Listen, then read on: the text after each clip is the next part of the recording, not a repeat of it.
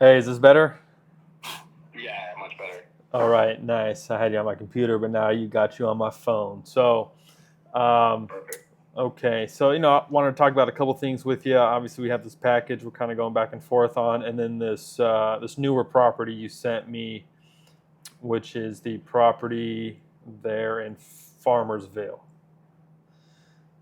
Let me Um, see. I think you said the The the red fin listing on it. yeah. Okay, with Um, Terry. Yep. yeah, with Terry, and then it looks like you got a counter at 255. Yeah. Okay, so to put it out there, the property isn't overpriced per se. 255 is a good number for someone that might be buying it off market here, um, but it doesn't quite hit our gross yield needs. And so I have one fund in mind for this property. Okay. And so I wouldn't say we're in the ballpark, but we're probably in the parking lot. Put it that way. Okay. All Never right. heard that expression before. I'm gonna use that. All right. So no, you did a good job with the 200 kind of price point. That's definitely a good one to start at. And so what we need to do is we need to be around about a 9 to 10 gross yield on this thing. And so we're gonna shoot for 9.5, and 9.5 yield is probably where the fund's gonna come in at. And so if I run that, I'm gonna assume that this property can pull in about $1,900 a month. Yeah. Let Um, me get it pulled up. yeah, why don't you pull that up? Just so you know, did you see my following text regarding the solar? I did. So that will be definitely a factor here, right? Okay. Um, this one's probably, it really depends on how they did it. So it would have to be paid off. And Yeah. People are closing without the correct. funds from closing, right? Yeah. Exactly. And so that's a big if right here, I'm assuming. Um, let's see if that. And so you did ask that question. You just have not gotten an answer back yet. Is that correct? Yeah. Let me see. Doesn't. Yeah, Here's the I sent her that property. email. Yeah, asking if there's still a lease on loan. Okay. And yeah, just stating that we wouldn't be assuming it and moving forward to purchase. Like, it would need to be paid off before closing. Okay. Cool. The nice thing about this property is it's there's really nothing rehab wise that needs to be done here. Small little backyard, everything's in good shape. Obviously, it's a pretty new property, so all the big items are going to be good to go. I'm gonna just take this to Zillow real quick, just to confirm the rent here. 1885, yeah, so 1900. So 1900, we're gonna take the gross. That'd be 1900 times 12, 22. Price, yield. Okay, so the assumption here at a 9.5% yield, that's going to put our fund around probably the 240 mark, if I had to guess. Right. Okay. So we're not too far off now. They could use a little bit lower rent there. So my assumption is somewhere in the 230 to 240 range. So depending on what they say about the solar, our goal would be to probably get it, in the 210 to 220 range. You know, Mm-hmm. and then if we can do that, we would probably want to get it under contract, and then we can send it out. Now, I can definitely help with all that stuff as well, obviously. Um, but yeah, it's really going to depend on what they say about the solar, because that's and let me check actually. What's it? So it's listed at 263.5.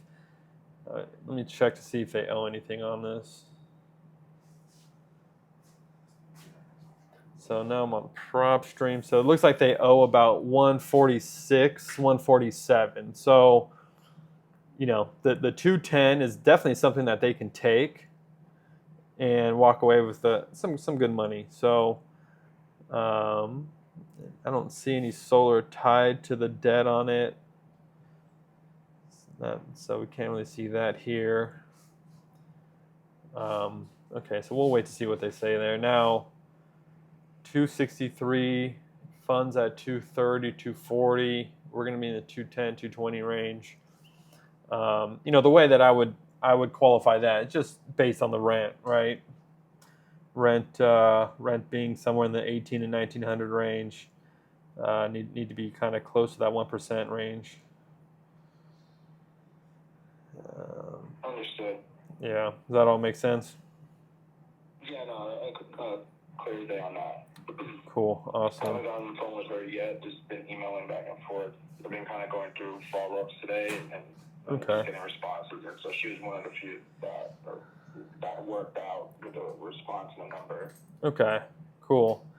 And then the other thing we have here is, I guess the 5 properties, right? We took the one out that has the foundation issues. Mm-hmm. We do not like foundation issues, obviously. Okay, so we have the vacant one. The vacant one obviously is always going to be easier to sell. I do have a fund that does like rentals that have renters in them already. So the other 4, there definitely is a possibility there. They do prefer Section 8 rentals, but I think they would still take a good look at these. Got it. Yeah, because they're pretty close to market rent. Like I said, within 50 to 100. Yeah. Except for one. Yeah, that's all the 1950 to 2300 mark. And then talking with this person, you said you have talked to this person on the phone?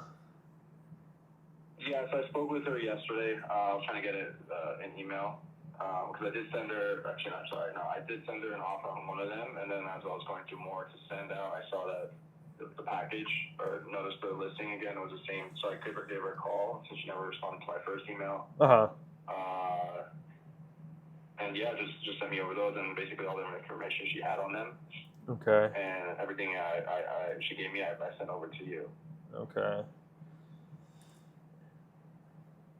Let me just check out one real quick. The Brewster Court, Allen, 8. These might just sneak through. This one has an interesting driveway.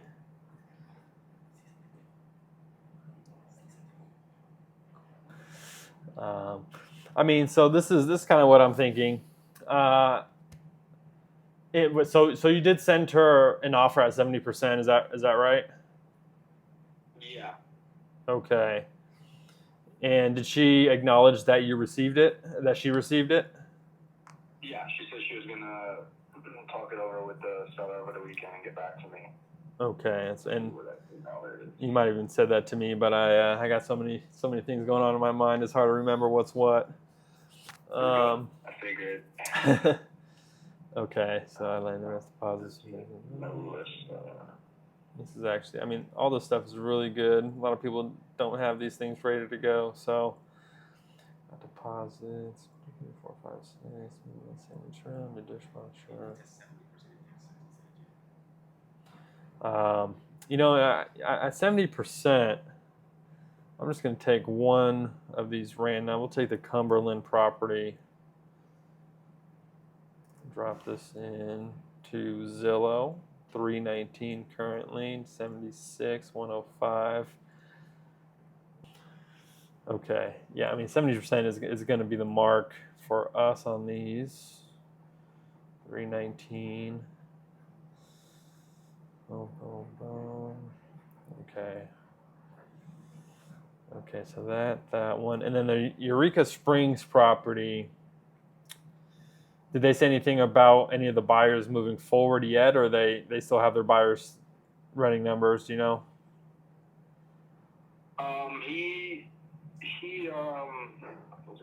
He said that they, like I said, got the offer, and then because they got another scheduled showing, he's gonna entertain that, and then they're just gonna keep the listing up and see what goes, and then if it goes south, they'll kind of come back to us. Okay. He did send me another property that's off market that he was actually going to. Where's his email? Yeah, he's like, I have an appointment to meet with the seller for this property on Monday. He's looking for cash offers. He's asked if I would be interested in providing an email offer that he could present as a solution. Okay. I was checking it out, and it kind of fits everything except that the home is 1958 built. But yeah, it's a 4-2, 1,800 square feet. It's in Texas. Rent estimate is 2,400. It's in Texas. Yeah, in Fort Worth, Tom City. Go ahead, send me the address right now. Let me check it out. Okay. Text it to you or email it? Go ahead, text it to me. Okay. Yeah. Did he send pictures or anything, or is this going to be his first time seeing the property? I believe it's going to be the first time seeing it. Okay. I do have someone in Texas, a fund in Texas that fix and flips. So it really depends on kind of what this thing is looking like. Shoot. It's not Mandela, my bad. 4,900. Mandela. Okay, something correct that. Just take your time. Okay. Oh my gosh. It keeps autocorrecting and not noticing it.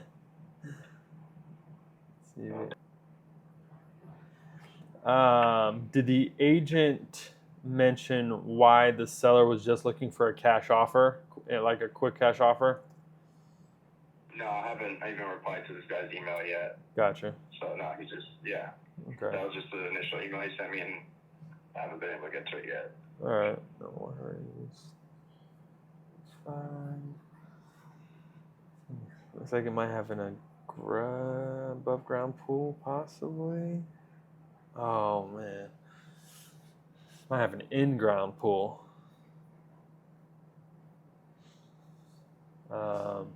So yeah, a couple things here, right? So depending on the condition, like for something built before the 70s, we would mainly look to send it to a fund that fix and flips. So 1958, it's always hard to tell. It does look like the exterior was painted at some point recently. So the response that I would probably send back to him is, without knowing the condition at all, it's going to be hard to send an offer that makes any sense. So, while he's there, I would just mention, hey, take pictures of the bathrooms, all the livable spaces, the backyard, and then get like the age and condition of the roof, the HVAC, electrical and plumbing.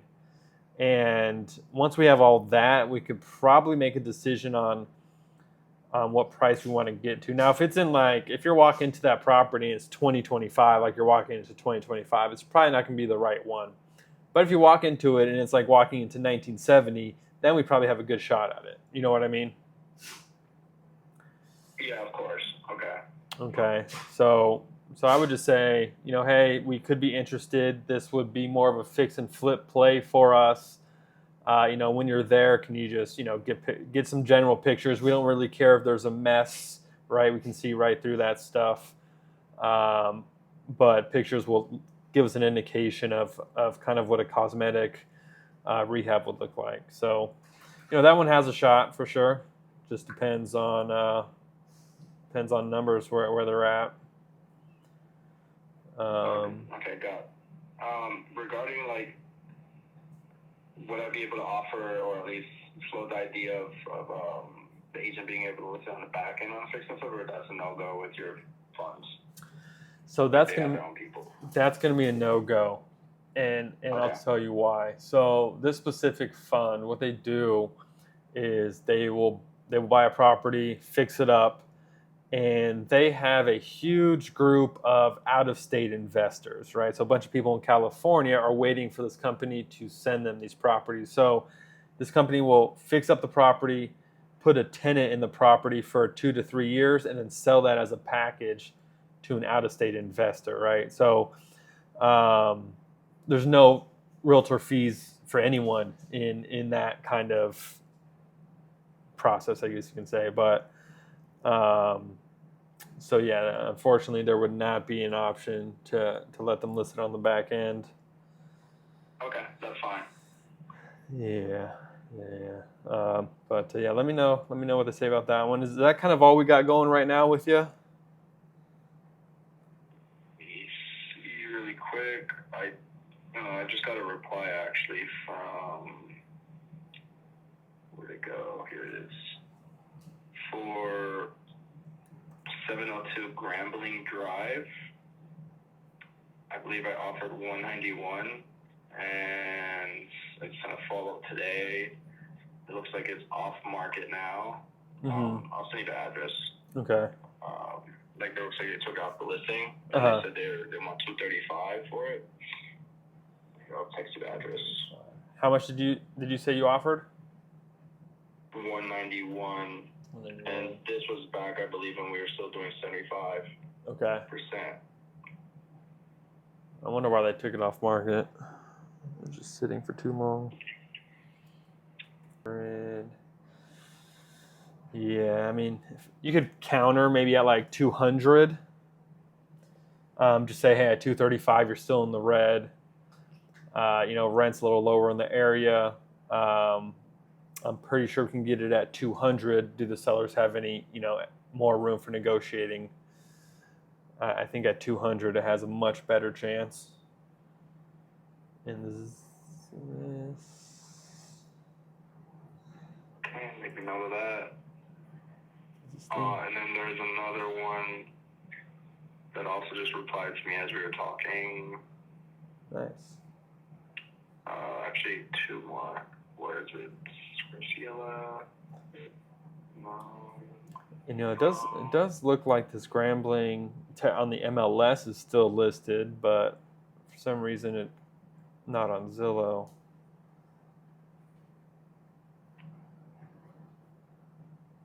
It is showing 230 listed at 239.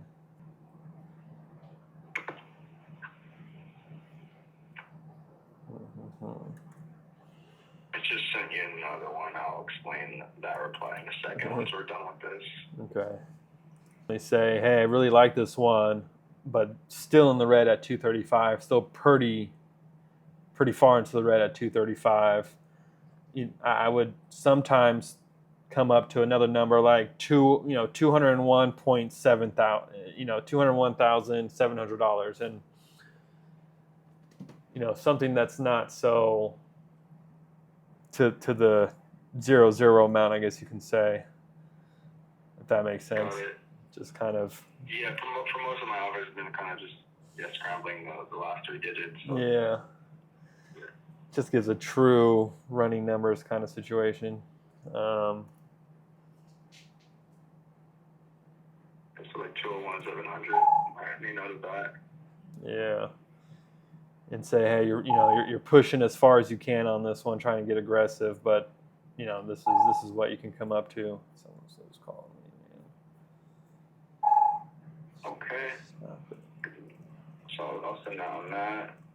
And then I just sent you one for 1,002 Fredonia Drive. Yeah. I can tell you what the agent just said. So I originally offered, like, again, this was back at the 75% around there. 208,848, so just shy of 210. And she says, I missed your offer, whatever, submit today's date and highest offer. The sellers cannot take 208 unless you plan on paying off the solar panels $37K. Oof. Yeah.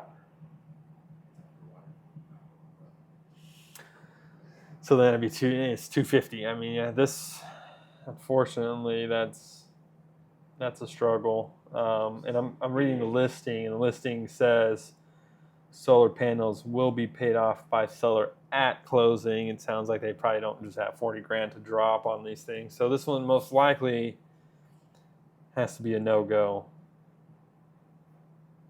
Okay.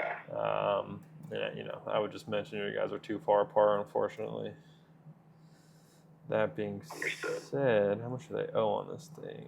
$67,000. Yeah. Yeah, that one's probably a no-go. But nice. You're definitely getting a lot of action, huh? Yeah, close on a lot of these. It's just a matter of time before something drops here. I really think that this package has some opportunities. So, um, the ones in Allen, Texas. It's just making sure we can get them at a good gross rental yield amount. So, I like hypothetically speaking, because you said one is vacant, and then the other four you said would be better for this fund that does acquire them with tenants occupied. So, like hypothetically, if we were to agree on price with this person, would it be one fund purchasing one and then the other four all together, or individually, or how does that? If you've been able to do that, how does that work? So it would be the one that is vacant, the fund that buys with tenants in place still buys vacant properties, um, especially if it's kind of bootstrapped to more properties that are not vacant, right? So they'd be okay with taking it down. But that being said, the fund that buys vacant properties does pay a little bit more. So, the goal would be to send the vacant one to both funds that I'm thinking of. Once we get them into at a good price, and then so these are all 430, 430, 430. There's also, if I could technically send all of these to both funds. And so the fund that does like properties vacant, they are willing to hold on to tenants for 2 months post-closing. So sometimes in this instance, if the fund that likes properties vacant really likes these properties and is willing to pay more, we would then go down the cash or keys route with the tenants. So we could say, hey, tenants, can you be out by closing? If not, can you be out a month post-closing or 2 months post-closing? And if so, we can put some cash into your pocket to move, right? Now, if the fund that likes to buy with tenants in place is close enough on their offer price to the other fund, then we probably would just go that route because it's a lot easier for everyone involved at that point, right? Got it. So it's just kind of like as we work down the line, we will determine what makes most sense. Perfect. Okay, that makes sense. Okay. I do have one more. This person responded now, or like an hour or 30 minutes ago. I'll text you the address here. Okay. I'm gonna text you what I sent. 30. Model.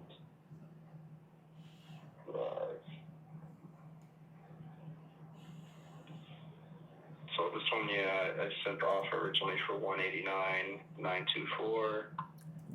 So 190.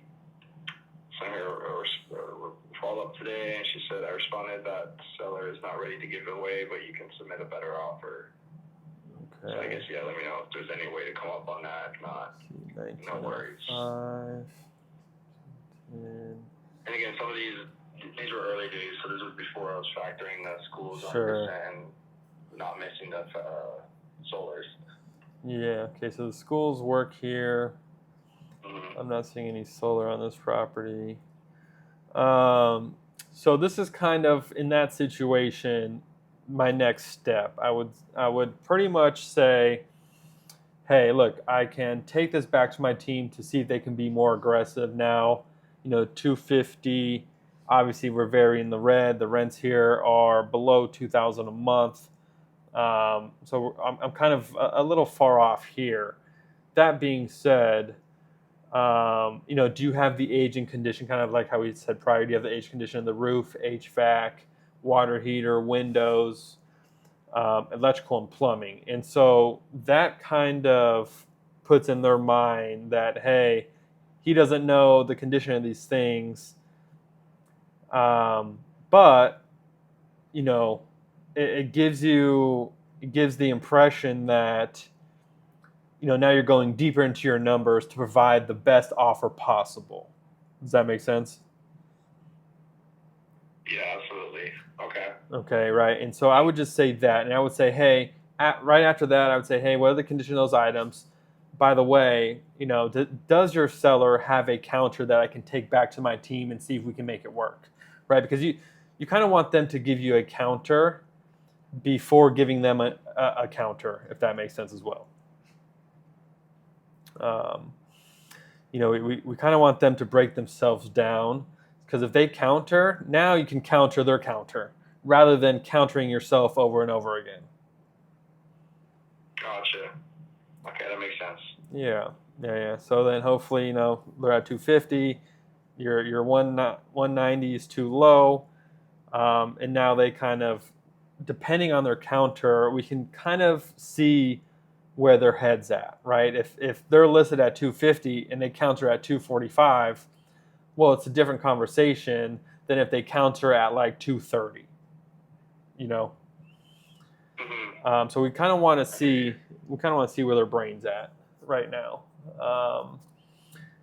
and we also don't want to show our full hand either. So we want to kind of break them down that way and see kind of where they end up. And sometimes, if they counter at like 245, sometimes you just, I think we're going to be too far apart here. And then 2-3 weeks from now, we see that it's still on market. Maybe they did cut it down a little bit, so then we could resend our old offer again. Got it. So it's just, sometimes you play the short game, sometimes you play the long game. So I would say let's start there. Let's see if we can get a counter out of them after we ask them about those items, and we'll just kind of work that one down the line as well. Okay. Yep, sounds good to me. Awesome, my man. Well, hey, I think you're doing some good stuff here, and like I said, it's just a matter of time before we get one. All right. Yeah, I appreciate it. Really quick, I have a question regarding, like, if there's no rent estimate on a listing, is that something that puts off the funds at all?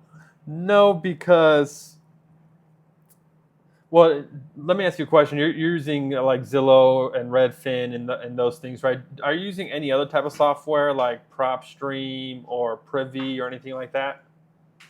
I mean, I have access to PropStream. I was gonna ask. I know you mentioned Privy on one of the Zooms, but it's a non-disclosure state, so I kind of figured, not much to see anyways on those.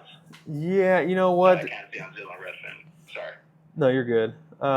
Sometimes though, like if you're on PropStream and you put the address into PropStream and you go to the comparables and you click the MLS little button that's in blue and you start scrolling down, you'll see that if a property was listed for rent, that amount will actually be there. Okay. Yeah. If that specific property is rented before in the past, it would be there. Well, it's like the most recent MLS listing. So the most recent MLS listing could be a purchase sale amount or it could be a rental amount.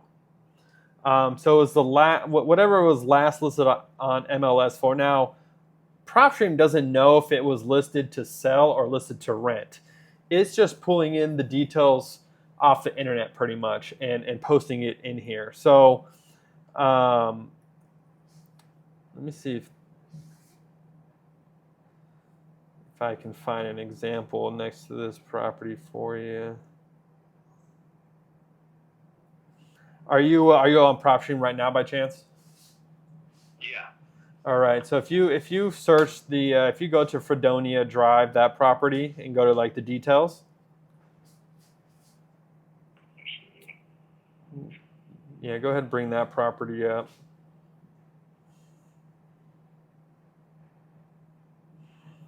And all right, MLS details? Yeah, so you'll see go to the comparables and nearby listings. Well, actually the MLS details will not have it, I think, but if you go to the comparables and nearby listings, because you want to see the other properties. Okay. Yeah, and then you click the MLS button where it says data set. Gotcha. And you see number 5 and number 6 on the list. Mm-hmm. And then you'll see where it says 1995 or 1900. Gotcha. So that's kind of giving us a little idea of what it was, right? And also, you can take one of those addresses, the comparable rentals that we just saw. And then if you take that to Zillow, you can put the address into Zillow, and you just kind of scroll down to the price history, and then you can say, okay, yes, it was listed for rent at $2,100, and then eventually drop down to $1,995. So that kind of like qualifies it for us. Okay, I hear you. Yeah, that makes. I mean, from your experience, if it says listing removed, does that sometimes means that the listing was, they got at least? Correct. Yeah. Okay. Yeah. Because when you list a rental, it wouldn't say sold when it's leased. You usually just see a removal of the rental listed. Gotcha. Okay. All right. That makes sense. Yeah. Sorry, one last question regarding when you source emails. Right now, I'm just kind of going on off the Zillow, like the agent name, and then searching the brokerage, and then kind of just doing my due diligence there. Mm-hmm. I'm kind of not seeing on PropStream that they had an email for one of these listings. Do you pull it the way I do it, or do you pull it off like PropStream in these kind of places or somewhere else? These emails. I mean, I really look everywhere, honestly. So, and usually it's all the same information, but to me, it's always faster to just Google the agent's name and phone number, because usually if it's a good real estate agent, I mean, it's like the first like 1 or 2 or 3 postings on Google. So it's just like very easy to do that way, rather than you go to PropStream, you have to load PropStream, you have to go to the other tabs, which again, sometimes will work, but sometimes does not work. To me, I just always start with Google. Just seems to be the quickest. Okay, yeah, that's what I've been doing. It's just, like I said, it feels like the biggest bottleneck is just finding these email addresses for some that don't even have it. Yeah. But yeah, okay, yeah. And the other thing is too, you can always, if you're having trouble finding the email, you can always text them. If their phone number's there, you can just shoot them a text and say, hey, what's your email? I want to send you an offer over. Yeah, I have been doing that. Sometimes it works, sometimes it doesn't. Yeah. And okay, sometimes that's an office number too. It's not even like their direct cell number. So exactly. But the nice thing is, you kind of know if like you're having a little bit trouble finding it, so is everyone else. So that sometimes gives you a little hand up if you're willing to kind of dig a little bit. Yeah, you're right about that. Usually so. What I do is I just put it in the iMessage and then see if it turns blue, and if it does, I'm like, okay, this is a personal offer. There you so go. I'm green, but still a little personal. Yeah, exactly. That's funny. But yeah, I think that's kind of the process I do. All right, yeah, no, I appreciate it. Appreciate the call, man. Yeah, that's all I can think of that's been like holding me back. Yeah, hopefully we can get this 5-package property locked up next week. Yes, sir. Well, let's keep working on it, and yeah, like I said, we'll get something going here quickly and soon, hopefully. All right. All right, I appreciate the call, Zane. Thank you. All right, brother. Thank you, man. Take care. Have a good weekend. You too. Bye. All right. So that was a guy that came from my webinars.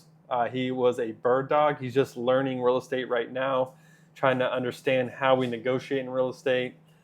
And so he's a very active participant in my group here. He is always sending me good stuff. We're going back and forth a lot. It seems like he's learning quickly, and he's definitely not scared to get his hands dirty. So now we're working on probably around 10 different properties currently with just him. So it's just a matter of time before one pops. So